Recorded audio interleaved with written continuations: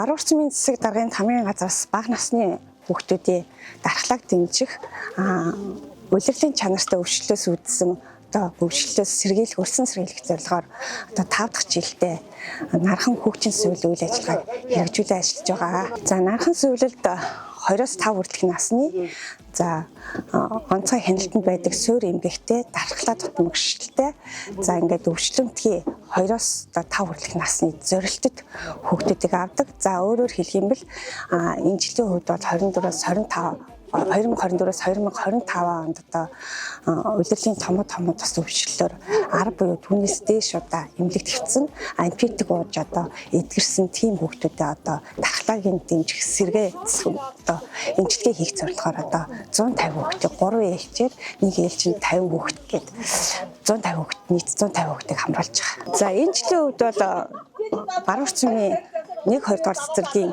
мэргэжлийн багш, сувилагч, тоогооч, аймгийн нэгдсэн эмнэлэг, инэрэлт ачтан өрхийн эрүүл мэндийн төв, инглээ ачтан өрхийн эрүүл мэндийн төвийн сэргээн засах уламжлалын эмч сувилагч нар гээд.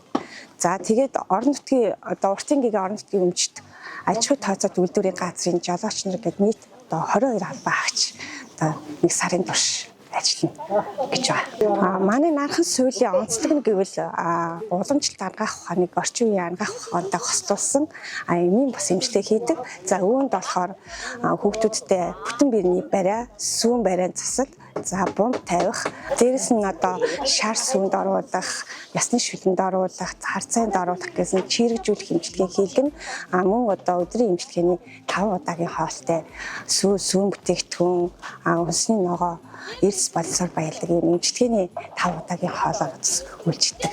За ер нь бол зорилтод хүүхдийн нэрсэн жагсаалтууд аймгийн нэгдсэн эмнэлэг 2 өрхийн эрүүл мэндийн төвөөс ирдэг. За энэ жил өрхийн эрүүл мэндийн төвөөс 100 гаруй хүүхд ирсэн. За 100 гаруй хүүхд дээр хувилбар цэцэрлэгийн бас нэг 10 хүүхд байдаг.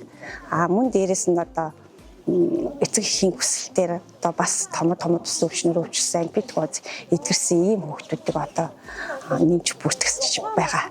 За бүртгэл бол 1-2 дугаар ээлж дүүрсэн 3 дугаар ээлжийн бүртгэлүүд явагдаж байгаа. За 3 дугаар ээлжийн бүртгэл нь болохоор 6 сарын 22-наас 7 сарын 2-ыг хүртэл бүтэ 10 хоногийн турш хамрагдах хүүхдүүд бүртгэж байна.